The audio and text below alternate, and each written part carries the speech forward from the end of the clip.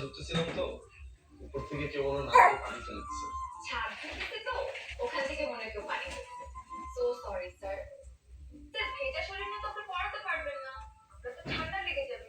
কোনো অসুবিধা নেই, আমি আম্মু আব্বুকে বুঝিয়ে দেবো, আপনি আজকে চলে যান। না না ইটস ওকে, আমি পড়াতে পারবো। তোমরা তুমি জাস্ট আমাকে সালাম দাও।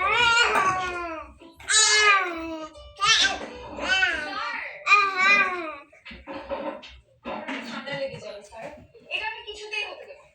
After all health is first priority. আপনি জানতে আমার বাসার ব্যাপার নিয়ে আপনার টেনশন এই যে তুমি আমার জন্য কোনো টেনশনই করো না। এই যে ঠিকঠাক আছি, আল্লাহ আমাকে একটা এই টাওয়াল যে দাও, আর টাওয়াল যদি না থাকে কোনো প্রবলেম নেই।